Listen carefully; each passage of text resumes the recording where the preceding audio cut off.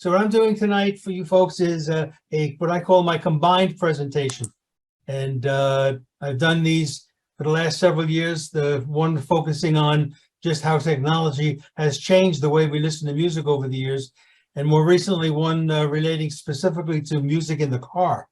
And so you're the second group I've combined them for because they're becoming more and more similar. So I appreciate being here, and let's get started.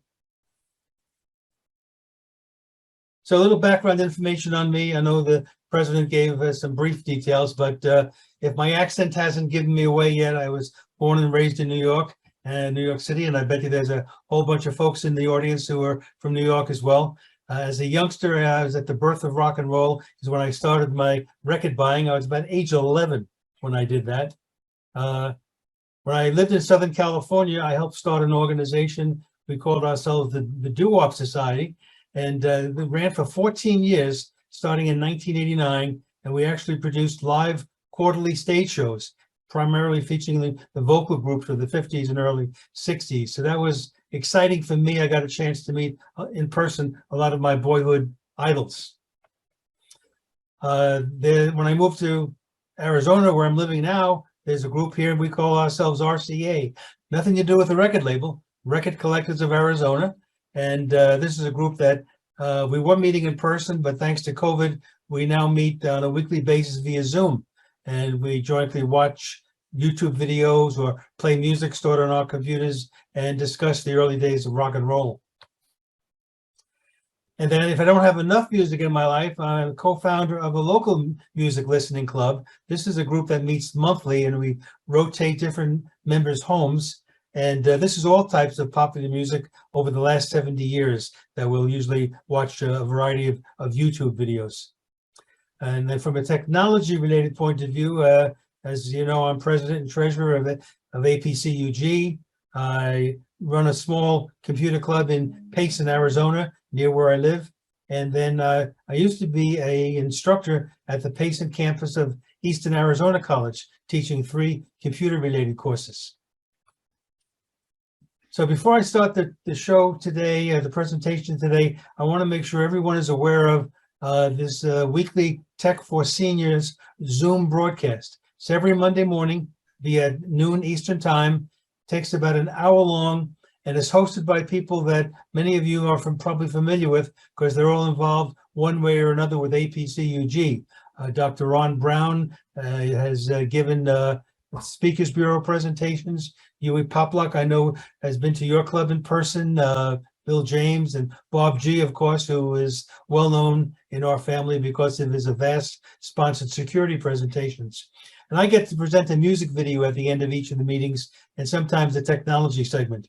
Now, so this is open to all members of computer clubs that are part of APCUG. Each week, a variety of topics are discussed that are helpful, not only to seniors, but all computer users.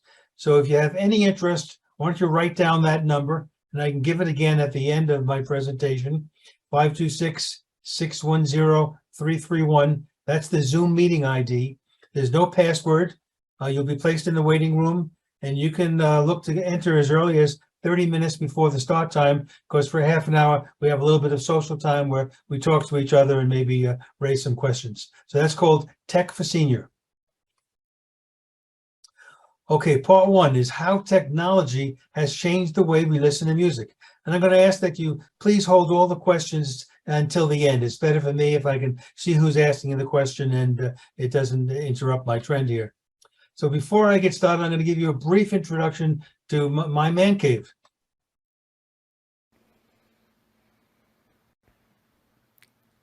Well, hello there, folks. Since this presentation is titled How Technology Has Changed the Way We Listen to Music over the years, over about the last 70 years, I thought I'd show you that I actually have some of the different devices we used in that time frame. So we can start with the 78 RPM record. And here's my collection that I probably started collecting in 1956 and 57, because I made a spreadsheet so I can know where the different records are. We then moved on to 45 RPM records, and I keep them there. And then, of course, the long play album over here is what most of us, probably many of you may still have. And then we moved into CDs. And the amount of CDs that we have here, this is my collection, and then my wife has her own collection over here. And then now we're into MP3s. I have many of them on my computer, which I'll show you in a little bit. And then some of the equipment we used over the years would include, of course, the turntable. This is a unique turntable, in fact, that I can put a disc on here, and I may demonstrate that. Press a number, and then it'll automatically go and count the number of spaces between the tracks. And then if I press number 4, it would drop down automatically on the 4th track without me having to search for it. Before we started making copies of CDs on the computer, we actually had devices like this, where you could put the original in here and a blank over here, close them up, and then this would automatically make, let's give that a little help, would automatically make a copy of the disc. The old VHS player, this is one that'll actually convert it to a DVD. And then I talked a little bit about the computer. All right, so before 1948, what type of music and what type of devices were people using? Well, it was the phonograph. Now, that actually was invented way back in 1877 by Thomas Alva Edison, but that led to the development of the 78 RPM record. And really, for the first half of the 20th century, this is what allowed consumers to choose what music they wanted to listen to at home. So the 78 RPM, it started off immediately as a format with a need for improvement. The records were made of shellac, not vinyl, but shellac, and therefore they could easily chip or shatter. And due to the weight of the tone arms on these early players, the recording grooves and thus the sound quality would deteriorate after many plays. Now, some consumers would add to this problem by taping a coin to the tone arm to help reduce skipping. That sound familiar to anyone? Now, I want to just mention a little bit about the radio, because that played an integral part. Record players were expensive, and there were many people who just could not afford them. But before 1948, most households had a radio, and after the initial cost, the music was free. And what radio did was it made available all types of music for all kinds of listeners. So before the 1960s, in a segregated America, phonograph records broadcast over the radio were available for all to hear. It only depended where on the tuning dial the listener chose to stop. So in a small way, radio helped equalize the social classes. Both the poor and the rich could hear the great vocalists. White listeners could hear black music without fear of violating any of the current day social norms. And in the mid-1950s, particularly in large urban cities, there were many a young white teenager with a transistor radio tucked under the pillow in the wee hours, listening to the transition of black R&B into early rock and roll. Yeah, just ask me. So records become vinyl, and there's a format war. You may have thought format wars only occurred now. No, format wars have been going on for a long time. So the long play album, the LP, developed and introduced by the Columbia Broadcasting System in 1948. And this was to improve upon the decades-old 78 RPM format. Now, at the time, Columbia's arch rival RCA Victor was the largest record label for distributing 78 RPM records. This was, directly a war between RCA and Columbia. And the benefits of the LP over the 78, well, pretty obvious. Greater sound fidelity, they weighed less, far less breakable, and by playing at a slower speed, the 33 1/3, a 12-inch disc could have as much as 22 minutes of music per side. Now, most people don't realize this, but the very first LP records were 10 inches in diameter. And it's the same as the 78 RPM record. My guess is Columbia thought it best to keep the same size disc that the general public was already used to. But within a few years, the LP size was increased to 12 inches, accommodate more tracks on each side, obviously, and that has remained there to this day, although over the years, various other size discs were tried, but none ever failed to catch on. Well, then we had the little disc with the big hole in the middle, 45 RPM record. The following year, 1949, RCA Victor knew they needed to compete from a sound quality perspective with the LP, so they introduced this new format. Now, RCA Victor had an advantage that they also made the record players and could sell them at cost to entice new buyers to try this new format. And of course, what benefits did the 45 have over the LP? Well, in particular, with about 3 minutes of playing time on each side, this was the perfect length for the pop as well as hillbilly songs of the day. And the size disc was also ideal to replace 78 in the nation's jukeboxes, which at the time were extremely popular. Now, how many of you still have your 45s? This is about maybe a little less than half of my current collection. I just don't have room to store them all out. You'll see there on the left, on the bottom, there's a picture of Dion, my favorite artist of all time. Those picture sleeves today, if you still have those are worth a lot more than the actual record. How many can relate to this? When I was a kid, this is how we made a playlist. We take the 45s, put them on the record player, and let them drop. Then we had the 8-track. 8-track tape arrives. Have music will travel. But there were unintended results. The inventor was Bill Lear in 1965, and this is for the Learjets, his line of private jets. The units, he made it for them, but he then realized the units were ideal for consumers to play music in their cars. And now the players were initially manufactured by a Ford Motor Company affiliate, thus making the name Motor Victrola into Motorola Corporation.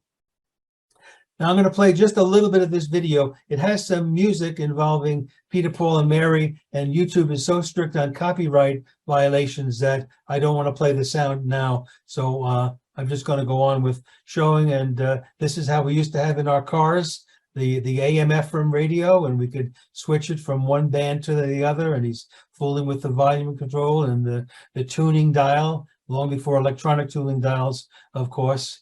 And then in a second or two, this person is going to take out an 8-track. And do you remember how the 8-tracks played with a radio in the dashboard? Well, he'll show you.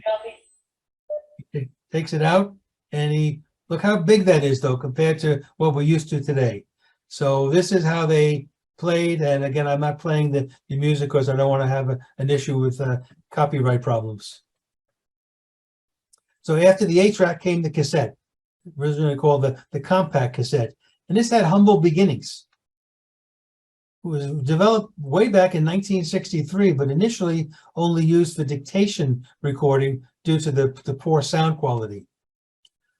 But by the early 70s, Dolby B tape noise reduction was introduced, and this eliminated to a large extent the tape hiss, and it became considered hi-fi quality, and it made the compact cassette a format for recording music. And it had staying power. We then started to buy home recording decks that allowed us as consumers the ability to create our own mixtapes. And with continuing improvements in tape quality and other features, the cassette was still a popular format well into as the 21st century began. Then we had the Sony Walkman. 1979 ushered in a new era of portability, sold over 200 million units. The compact size in those days, made them conducive for music to jog by and other outdoor activities. Now, Sony's lead helped the cassette tape outsell vinyl records for the first time in 1983. Remember everybody saying, oh, vinyl was on its way out, nobody was going to have vinyl records anymore? And the popularity of the Walkman was at its highest during the period 1987 to 1997, that 10 years period. But then with the introduction of the compact disc, the CD, the cassette format began to fade.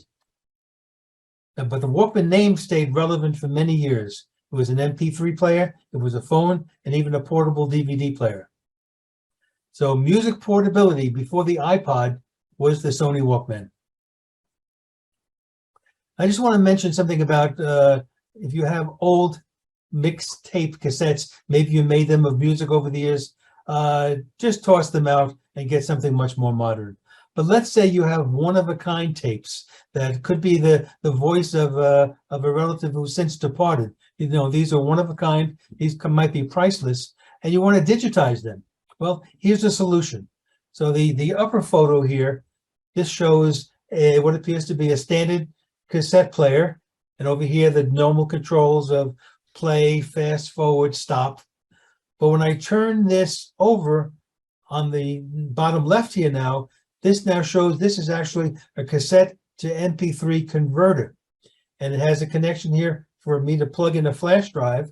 And then as I'm playing the cassette, it's recording on this flash drive an MP3 file of the sound. And the bottom right is a similar concept, but a much larger, almost like a boombox size. And this does the same thing, but also actually, not only does it do it with flash drives, it does it with an SD card. So if you have those one-of-a-kind cassette tapes, remember, every year they sit in the drawer, every year they're deteriorating, and pretty soon they're going to be unplayable. So this would be the way to preserve those tapes.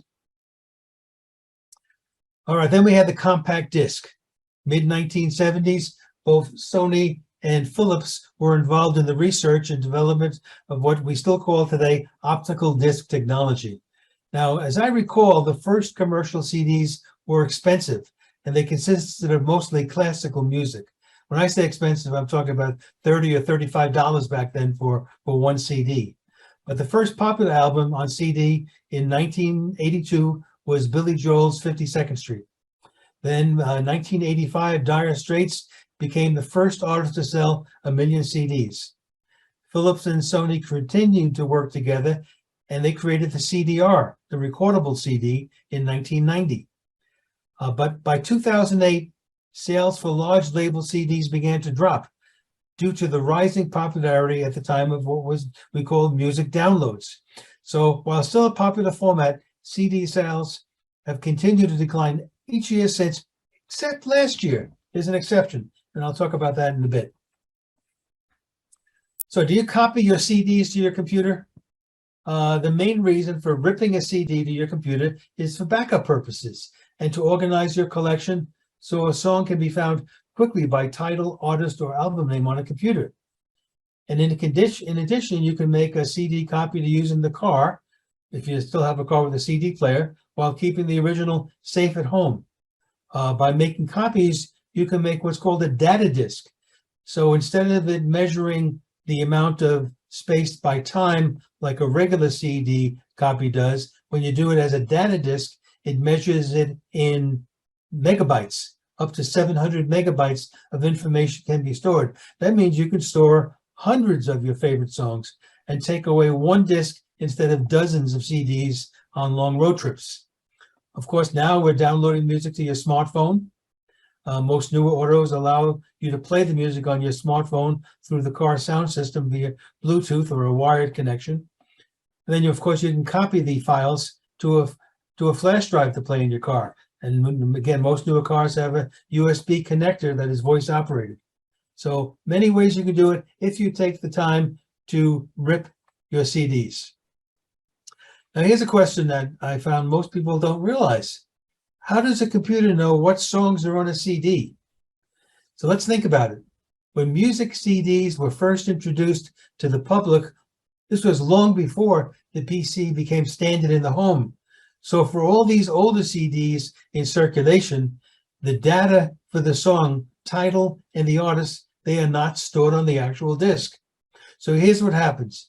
When you insert a CD in a computer, the metadata is automatically retrieved within seconds from an online database by comparing the number of tracks and their individual times. Think about that. It compares the number of tracks on the CD than the individual times of each track. So the chances of two different CDs having the same number of tracks and each track being exactly the same length of time, that's pretty remote. I'm sure it can happen, but hardly ever. So there are several online music databases, with Gracenote being the most popular.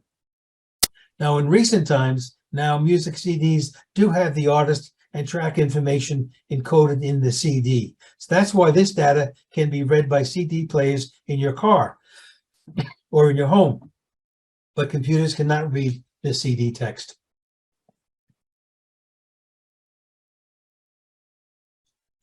Guess how long it took to rip these?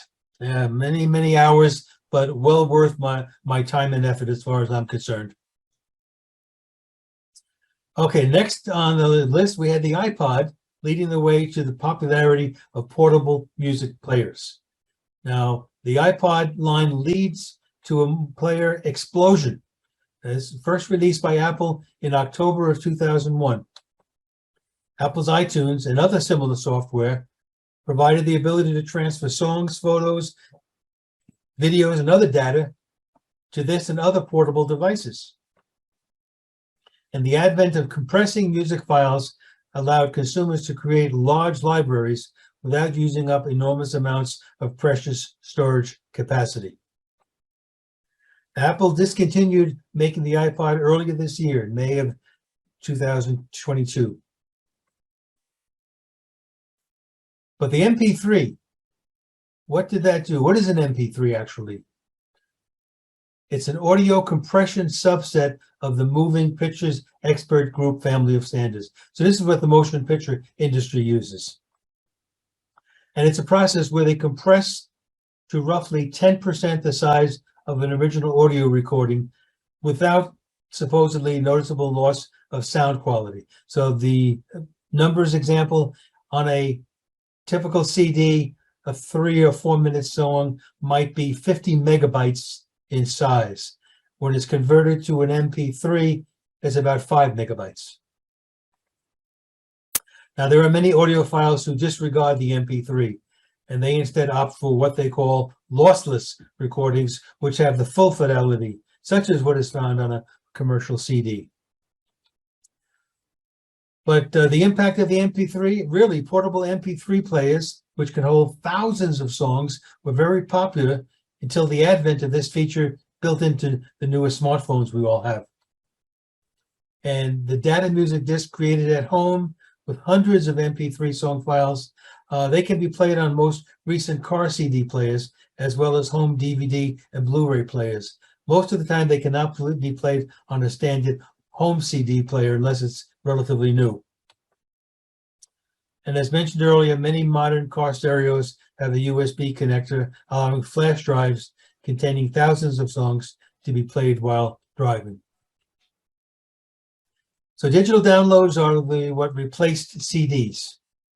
Again, back in about 2011, Nielsen and Billboard reported that digital sales then accounted for more than 50% of music sales. For several years, digital sales increased each year while physical CD album sales continued to decline. Stores like iTunes, Amazon, and others flourished, replacing music purchases from the old record store, the brick and mortar locations. And the benefits of a digital download, well, they were more economical because you only paid for the songs you wanted. You could listen to a 30-second clip before deciding if you wanted to make the purchase. And this was a good way for new artists to showcase their work without the need for a full album of songs. And then providers such as Amazon, they allowed the purchase of a CD with immediate availability of the songs in your account as an MP3 file. So you could buy it online and have the songs immediately. Now, I could spend an entire presentation on the best streaming services. So every year, CNET comes out with an article titled Best Music Streaming Services for, and fill in the year. The current one, obviously, is for this year. And they give an in-depth review of all these music streaming services and more. But I'll just mention some of the highlights quickly of Amazon Prime Music. That is the best for if you're already an Amazon Prime member. as this is a benefit of your Prime membership, and it gives you about a 2 million song catalog. But Amazon also offers a fee-based Amazon Music Unlimited. And believe it or not, this boasts a 90 million song catalog. How could it have that many? I'm guessing a lot of these must be in foreign languages. So Apple Music is the best for those committed to the Apple ecosystem. Now, while iTunes has been retired and replaced by the new Apple Music, it has new sister apps for TV and for podcasts. YouTube Music has replaced Google Play Music.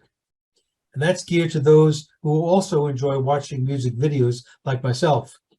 Spotify, headquartered in Sweden, is by far the largest music streaming service in the world. In addition to individual plans, they offer $15 per month for a family of up to 6 users. Pandora is a free service like the others too. You input a favorite artist, you'll hear songs by that specific artist, but then by other similar artists. And Tidal offers, and this used to be the only one, but now Amazon and the others are starting to do this, what they call a high-end audio version. They were more expensive for its 60 million song catalog. And the service really had a focus on hip hop and R&B. So again, if you want to read more about the best music streaming services, if you're looking to maybe join one, this is the article to read on CNET. Now, there are some pros and cons of a music streaming service. I think the advantages probably outweigh, but the advantage is you can listen to who else recorded a favorite song, or to other songs of a favorite artist, or it'll introduce you to new artists that you might otherwise never have heard of before. And it's, again, access to millions of recorded music songs. Are there disadvantages? Always. The free services have limitations on the music you can hear. Typically, you need an internet connection, although actually some of the services now allow the download of playlists to the app for offline listening, but the songs cannot be copied to the device. And then remember, when not using Wi-Fi at home, your monthly data allotment with your cell phone carrier is being used. Millennials love music streaming. The younger music listeners have moved away from purchasing and collecting music media. That means CD and digital downloads hardly are used at all. They prefer what I call renting their music from these online services, and that provides them a form of personalized internet radio. They are able to create playlists. They can sort the music by genre, tempo, artist, and they have so much more available to listen to. Major benefits include no need to worry about storage issues, damaging a disk, theft, etc. Now, how do singers, composers, and others get paid from streaming? I'm often asked this question because the music streaming services, they're listed, they receive their income from one of two ways. If you use the free account, then you know you're going to see advertisement. So those advertisers pay the streaming service to interrupt the music you are listening to with ads. Or if you go for the subscription account, then you are paying the streaming service a monthly fee so you can now choose the music you want to hear without interruption. Now, what the music streaming service pays the artist and the others entitled to royalties, it's a very complicated matter and based on a variety of factors. So I'm going to give you one example, and this could differ, but here's what Spotify was paying per stream, basically 1 cent for every 3 plays. So the next slide is going to show you the top charting songs that were on Spotify and the artists behind them and the amount they earned from streaming as of March 2020. So here shows you the song, the number of plays in the millions, and the estimated earnings that year. So if you look at the bottom of the list, a band called 5 Seconds of Summer and their song No Shame, which I've never heard of, their number of plays was over 20 million, and that earned them $65,000. Not a lot to go around depending on how many members were in the band. But let's talk about our Canadian friend Justin Bieber. He's at the top of the list with just one song earning him $835,000. You go down the list, number 4, there he is again. You go down to about the middle, there he is again. So depending how popular you are and your songs are, you can obviously make a lot of money. I would say, though, that many artists today are doing more with touring than they are with coming out with new LPs as frequently as maybe a similar artist might have done 20 years ago, because touring is now where the big money is for artists. So we come to the question, to stream or not to stream. And basically, I think you should consider streaming if you don't have a large collection of music, but you still like to have access to favorite artists. You enjoy discovering new artists and their music. Maybe you're considering downsizing, and you no longer want to have the problem of storing and maintaining a collection of vinyl or CDs. And you listen to music every day and want to have it readily available using today's technology. But maybe you don't need to stream. Let's say you don't have an interest in today's new artists or the various pop music offerings. Well, listening to music is not that important daily aspect of your life. Or you've been collecting music for decades and already own all the music you ever want to hear. That being the case, that I mentioned before, now is the time to rip that music so you can play it on your portable storage devices anywhere that you might be. So YouTube music videos. In the early days of rock and roll, national TV programs like American Bandstand and many of the weekly variety shows, Ed Sullivan probably being the most well-known, these were how viewers watched their favorite music icons. And then there were some theatrical movies were made just to showcase the rock and roll stars of the day. Various archives have saved these clips over the decades, and more recently, they've now been uploaded to YouTube. So YouTube offers a subscription service, music app, but most watch the free music-related videos. I, though, do subscribe to YouTube. I think it runs me about $12 a month, and it's well worth that for what I get out of YouTube. Current day concert footage you will find from professionals or just individual attendees with their smartphone cameras are often uploaded to this site. Now be very, very careful, as YouTube can be habit forming. More than once I told my wife, I'll be coming to bed soon, and then the next thing I know, I see the sun rising. Okay, music apps to download to your smartphone. Have you ever heard a song playing but can't recall the name or artist? Well, there's 2 apps. One is called SoundHound and the other is called Shazam. And I only learned recently that Apple has purchased Shazam about within the last year or so. And these are apps that could go on your smartphone. And if you hear a tune playing and you recognize it, but you can't come up with the name, you just press the button on your phone for SoundHound or Shazam, and it'll give back to you the song title, the artist name. Often they'll play the lyrics. If there's a video available, it might start to play the video. These are great apps. They're free, and I like to use these as frequently as I can. And now, do you want a music player for your Android smartphone? Now that Google Play Music is retired, now that some manufacturers of smartphones, like Galaxy as an example, have their own built-in, the Samsung Galaxy, but the one I've chosen is called Music.ly. It's my choice for the songs saved on my Android smartphone. It has features I like, that the ability, I can search by voice. Of course, it's free, there's no ads. I don't need internet access because these are songs saved on my phone. And then it has many features that I can use that help out. So Music.ly. Now you can have your cake and eat it too. Today's modern phonographs connect to the standard RCA inputs, the red and white, without the need for the higher amplification phono connection that was used on older receivers. And you can purchase a turntable with a USB cable built into it, which allows you to connect it to your computer and record the songs in real time as MP3 files from your LP disc. And even newer record albums contain a one-time use code, so it allows you to download all the songs that are on the album as MP3 files immediately. So are LPs taking us back to the future? Well, according to Rolling Stone magazine, the sale of vinyl records in 2020 generated more annual income than compact discs for the first time since 1986. CD sales had been declining 3 times as fast as vinyl sales were increasing.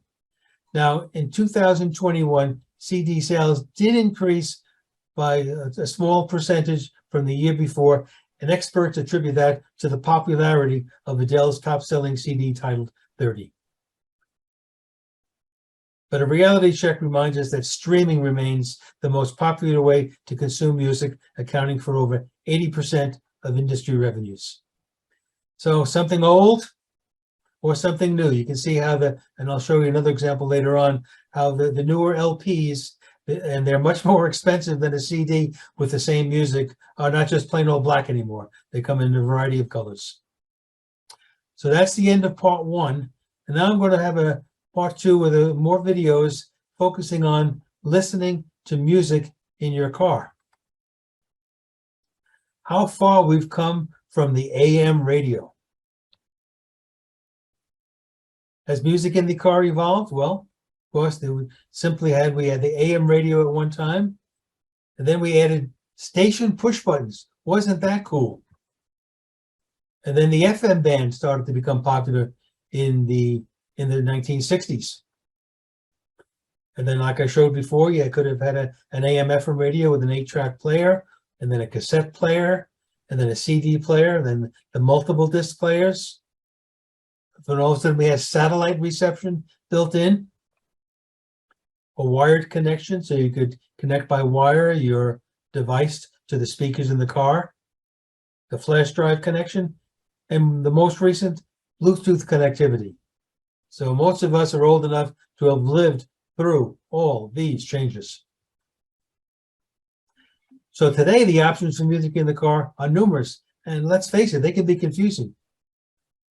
The choices are the AM radio, and now sometimes, although this experimented and really didn't succeed, but they had for a while AM stereo, FM, and now many include what's called high def or HD FM, and that'll offer up to 3 additional channels on the same frequency.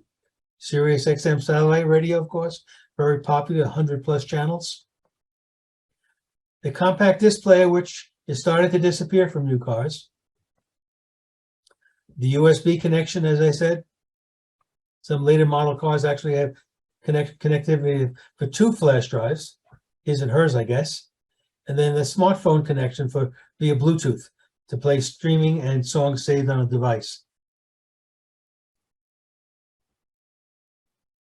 Boy, it's like deja vu all over again. How many of you out there know who said that? The above quote is, of course, from famed New York Yankee catcher Yogi Berra. Most of you can recall when the following disappeared from cars: 8-track players and cassettes. So now, in addition to the CD player disappearing, my 2018 model vehicle doesn't even have the simple audio cord input connection anymore. So I've been asked, well, why don't new cars have CD players? I like them. Well, let's face it, it's time for a new technology to take over, as CD car players have been around for more than 30 years. Think about that, 30 years.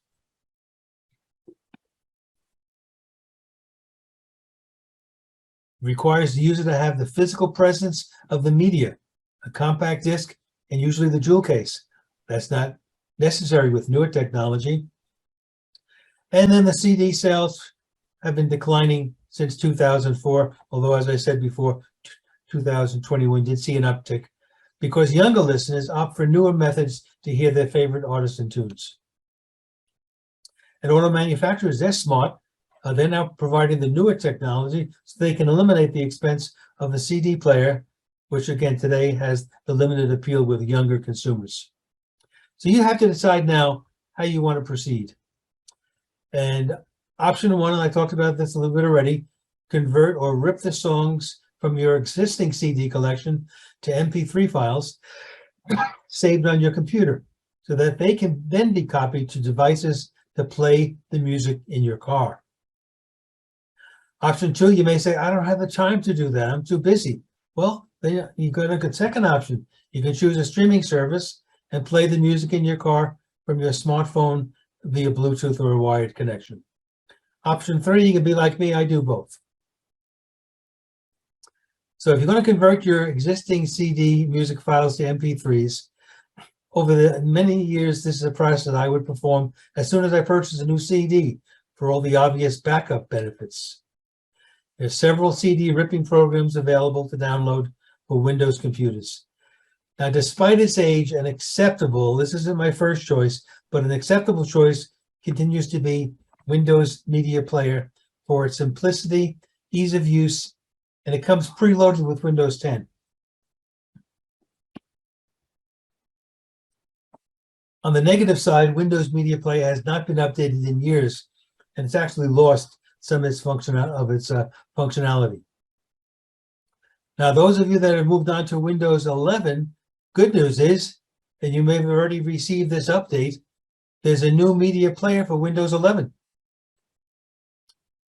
In fact, Windows 10 had provided the two music players, the long-running Windows Media Player, which I just mentioned, where you could play and organize music files and you could rip music CDs.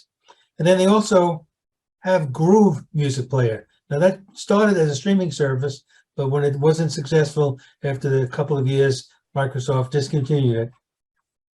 But they've kept this app as a more modern app for playing various music computer files that are stored on your computer, but it does not have any support for CDs or video files. So there's a new player for Windows 11. It provides a new music player to replace both the old Windows Media Player and Groove, and it'll now play video and audio files, but not CDs. So I'm sure much research and discussion must have gone into deciding and coming up with a name for this new Windows 11 app. So drum roll, please. The new app is called Media Player. I can't believe that's the best they could come up with at Microsoft. Anyway, on my Windows 11 computer, I inserted a music CD, and automatically the old Windows Media Player opened, but it has a new name. It's now called Windows Media Player Legacy.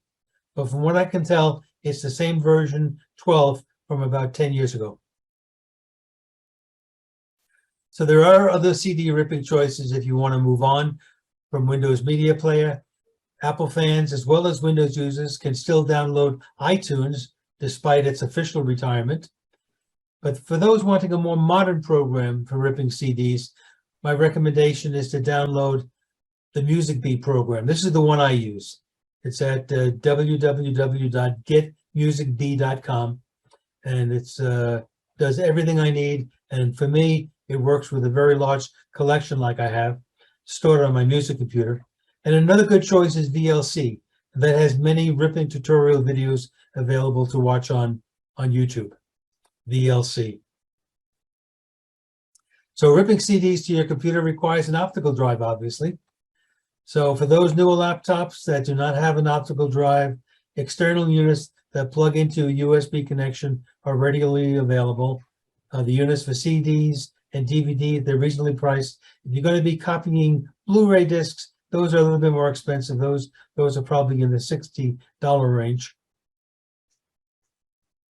Now, I'm not going to go into cut this out of ripping a music to your CD. There are many YouTube videos that provide visual instruction and narration to help you understand the process of ripping a music compact disc to your computer. Just type the words in the YouTube search box, "rip CD to computer." So at this point, we'll assume the songs from the CD have been ripped to your computer, and then they've been copied to a flash drive that you'll now want to play in your car that has a built-in USB connector. So let's see what that's like. Okay, we're back in the car, and now we're going to take the flash drive that I brought with me and put it into the USB connector slot. I have two in this car. Doesn't really matter which one I use. I put it in one of them, and then I close the console. Now my audio is off, so I'm going to turn my audio on. And I'm going to go to the home key and then audio, and it's already started playing. So I got the volume control here. Now it's not picked out the correct album art, which makes sense. And for some reason, John Carpino's name is coming out ARPIN. I don't know. That's not important now. The purpose is to show you how this works. So as I said, I can use the controls here on the screen to either advance to the next song or go backwards. Now it's showing a total of 37 songs because I've actually downloaded on this flash drive the 3 CDs that I own. I'm going to now also show you how we can make these changes on the steering wheel. Here is, I can go to the next track just by using the controls on the steering wheel. I'll go back, and the same thing works for volume. And one of the nicest features is when you can actually choose a song based on the verbally asking for it. Play track, I Can't Get Arrested in This Town. And all by itself, just like that, up comes that song and starts to play. So think about as you're driving and you don't want to have to be touching the screen or anything. You can just speak what you want and the system will respond. And then if you're driving with a passenger who wants to see what other songs might be available, the passenger can tap the browse button, and then here list all the songs we have in alphabetical order. And so when you get to one you like, the passenger can do, okay, let me hear this song. So lots of nice features by using a flash drive in the car.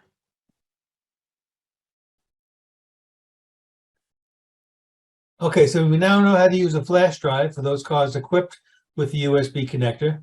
And this isn't something really new because I had a flash drive feature on a 2008 vehicle I traded in a few years ago. As I said in the video, I believe the ability to verbally request songs or artists is the best feature, as this allows hands-free usage, thus improving safe driving. And let's face it, it's easier to carry one flash drive than several CD discs and jewel cases. Now, when you play songs from your smartphone, if they're saved on the phone, what I like to do is add a SD card or a micro SD card to my smartphone. So many Android smartphones allow for micro SD cards to be added. So let's assume, for argument's sake, that you have a phone that can accommodate a 1 terabyte micro SD card. So if an average song is 5 megabytes in size, a 1 terabyte micro SD card could fit approximately 200,000 of your very favorite songs. That's over 17,000 hours of music, or just under 2 years of playing time day and night. That'll just give you a small idea of how much music you can carry around. Now, it's best to copy songs to the micro SD card while it is directly connected to the computer via an adapter, since using a cable with a smartphone is a much slower process. Now, iPhones don't accept micro SD cards. They don't allow the use of them. So the music would have to be saved on internal storage, thus taking up space that may be needed for other apps and system programs. So in this situation, for those committed to the Apple ecosystem, the recently discontinued iPod Touch is still available before they're all sold out. That may be available to purchase, and it continues as an excellent choice to use as a music playing device. And if you can't find an iPod Touch, then just the old-fashioned MP3 players are still available. Now we have to get the sound to the car's speakers. So Bluetooth systems allow you to pair your smartphone with the car stereo head unit to play the music wirelessly.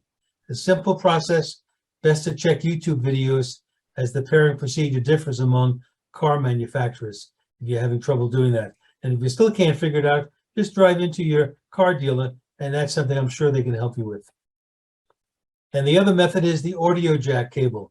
Many devices have an audio jack that is typically used with wired headphones, but can also be used with cars that have this type of connection. And if you still have an older vehicle, there's something called an FM transmitter. And I'm going to show you a little bit about how that works. So let me just show you first Bluetooth. Okay, we're back in the car, and this time it's going to be a demonstration of how the Bluetooth works when your phone is paired with the head unit in the car. And I've already done that with this phone. And this particular system is called Sync 3, actually allows for the pairing of several phones. So you could have your spouse's phone, you could have your kid's phone, and depending who wants to play the music on a particular drive, we can easily change to whose phone is going to be paired. So now in this case, I have brought up on my Musical.ly app the song by John Carpino called Get This Thing Right, and it's from the Evolution LP, and I'm going to use the button on the screen here to play it. Let me turn up the volume a little bit. So it's coming out, and that's nice, sounding good. But now, imagine I'm driving. I don't want to actually take my hands off the steering wheel. So I can just go to the controls on the steering wheel, and I can change the volume this way, either up or down. And likewise, if I want to go to the next track, it's just click on the seek button, and there's the next track. So again, safe driving. My hands really aren't coming off the steering wheel, and yet I'm controlling what I want to hear out of the car's speakers via Bluetooth from my phone.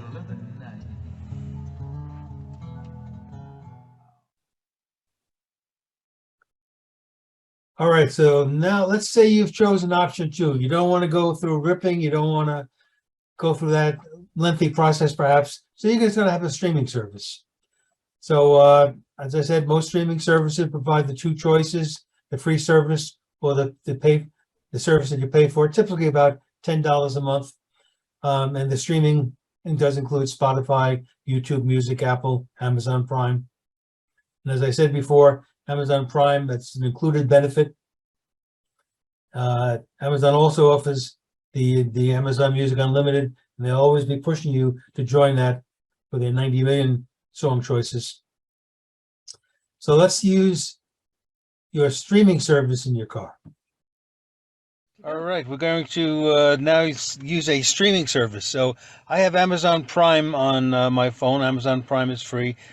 Temporarily, I've also started a trial version of Amazon Music Unlimited, and that gives you many, many more song choices. So I'm going to tap on my Amazon Music on the phone. Comes up and it looks for the search history. I have John Carpino's name in already, so I'm going to keep it there and tap on that. And on the phone now it's coming up with several results, and it has John Carpino as the artist. So I'll tap him, his name, and then it's showing the different albums that he has. Some of these I own, but some of them I don't. So if I go to this one here as an example and tap on it, it's going to show me all the different songs he's done. And I'm going to play the first one. I just tap on it. And now, even though it's playing on my phone through Bluetooth, it's coming out through the car speakers.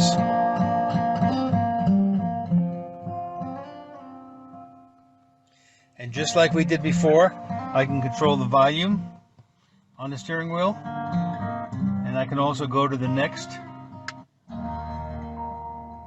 track on the phone, the next track on the phone,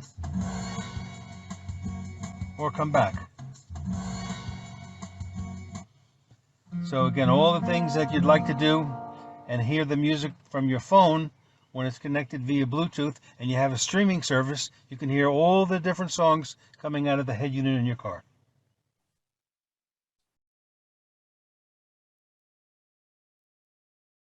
Okay, now we're in a car that does not have Bluetooth, but we still want to be able to utilize our cell phone as an example with the music we have on it to play in the car. So in this case, I use a wired connection. So normally most phones have a speaker jack. Instead of using the plug for headphones, I'm using it to connect it to the auxiliary input jack in this particular car. And I have a little holder here, and I'll talk about that in a second, that puts the phone right within easy reach of my hand as I'm driving. So I have it all connected, and I have my music Olay system set up. I want to hear a particular song, Hey Memphis by John Carpino. I just press the play button. And now again, it's coming out of the car speakers. Control it with the volume control here like I normally would. But I have all my music with me on my phone connected to the car, even without Bluetooth. Now what I've done is also I use this little bit of a holder here, and I'll just take this off for a second. This just clips right into, just hangs right on the CD insert spot. So that way, but it won't move, and I like it because it's within easy reach. Some cars have more vents, and you can use clips like that too, but for this particular vehicle, I think this worked out the best. Put this back, lock it in a little bit.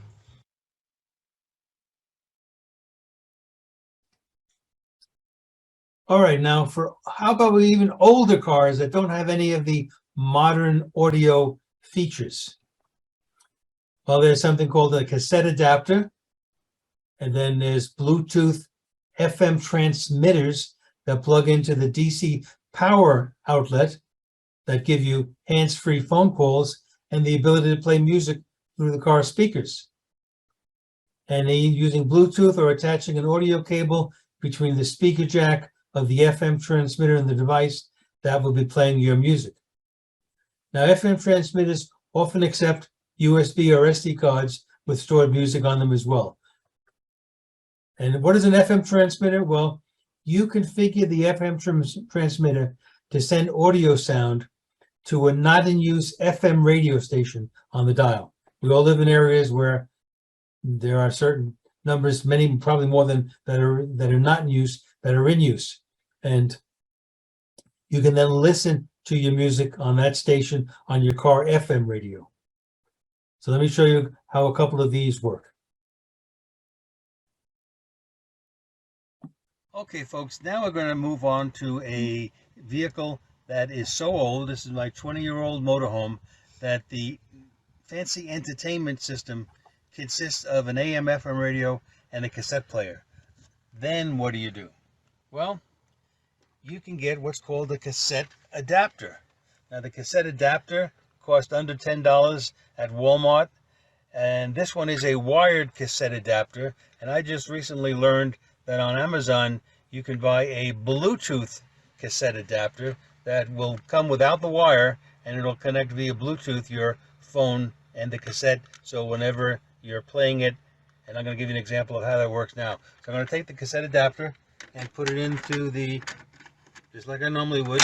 Yeah, the wire is sticking out, but that's no big deal. And the other end of the wire is connected to the speaker jack on my smartphone, where I have the song ready to play. And I'm going to press the play button, turn up the volume a little bit. And this is my friend John Carpino, who's given me permission to play all of his music for these instructional videos. And it's close enough to me while I'm driving. If I want to hear to the next song, I could just tap on the button that goes forward to the next selection, and there it is. So, and again, but the volume is all controlled on what I normally would if I was playing a tape. So that's one way of dealing with an older vehicle if it has a cassette player, and all your music though is stored on some kind of device like a smartphone.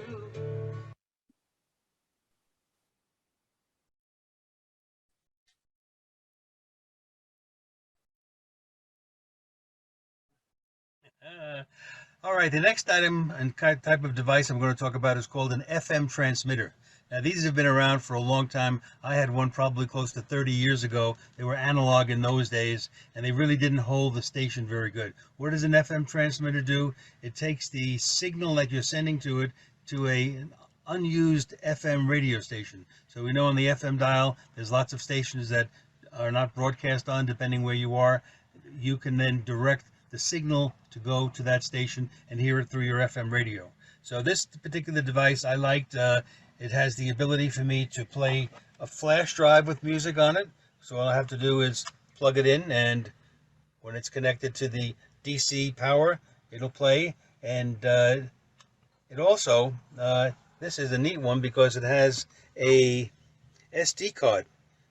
So I can actually put all of my music on a SD card like this and have it plugged in, and it'll play. The problem with this one is when I have it plugged in over here, it's in my gear shifter is in the way.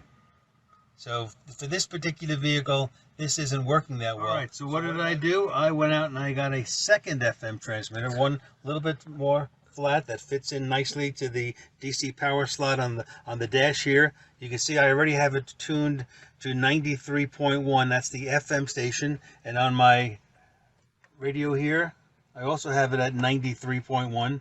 So now when I play a song on my phone that's connected via Bluetooth, it'll come out through the speakers in the vehicle. So let's see if that works.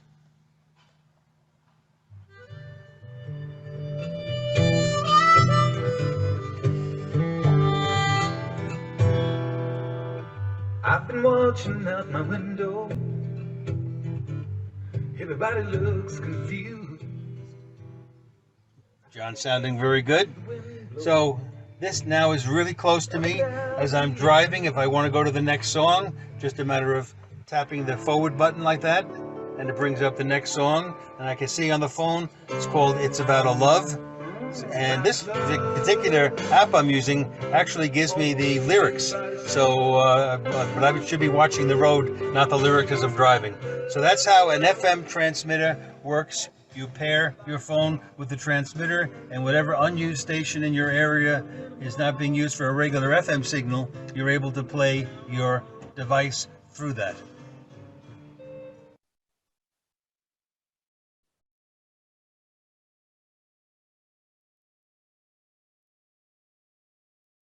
All right, here we go with the final aspect. I've taken my FM transmitter, and this time I've saved all of the songs I have by John Carpino on a flash drive.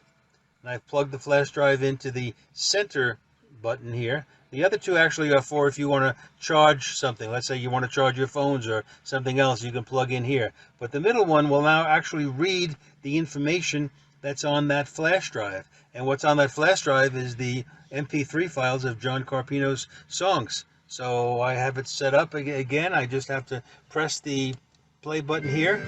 And it's now, you can see there's no phone here. It's now playing the songs that are on this flash drive through the FM radio on the 93.1 station. Well, maybe I expect more from my brothers and sisters. Take a look around you, man. Take a look around you, mister. 2 men walking around with a hole in their heart. So even with an old vehicle, a 20-year-old vehicle that only has a cassette player, you can see there's several ways that you can take today's technology, as long as you have your music saved as MP3 files on some kind of device, and play them in your car effortlessly as you're driving along, and you can be on the road again. Thank you very much. Okay, other options. We're almost done. Other options to connect your smartphone to the automobile include Android Auto. It's a mobile app that allows features from an Android phone to appear on the car's compatible infotainment head unit screen, and it can be voice operated. So this works primarily on car models from about 2017 and later, and Apple CarPlay has software very, very similar, runs from a connected iPhone to provide a variety of audio features similar, as I said, to Android Auto. There is something called Amazon Echo Auto. I don't know if that's really necessary. You can do a lot of this, I think, if you have your smartphone in the car. But I just noticed today, if this is something you might have an interest in, the list price is normally $50. I saw it today on Amazon, limited time deal, $14.99. And to utilize the benefits of Android Auto, you have to have your Android phone physically plugged into the car's USB connector, and which means the cable is noticeable. Now, there are several wireless adapters that are now available, but they're considerably expensive for basically just hiding the cable. Give you an idea when I say expensive, The most popular on Amazon is called Motorola MA1, and when it's not sold out, has a list price of almost $90. So these are the, but yeah, in case you come across this, I wanted you to know just a little bit about it. So here's where I think Android Auto and the equivalent for the iPhone come in handy. If your vehicle does not have a factory installed navigation app, then by using your phone, it's a smart way to have your route and mapping appear on the larger infotainment screen in the car than just on the small screen of the phone. Mentioned again, CarPlay is similar to Android Auto and works with your iPhone. Now, Apple is continuing to add more benefits to CarPlay. A recent feature for select 2021 car models is called Car Keys. Listen to this. Car Keys allows you to leave your keys at home, since you'll be able to unlock and start your car with your iPhone using NFC, near field communication tap technology.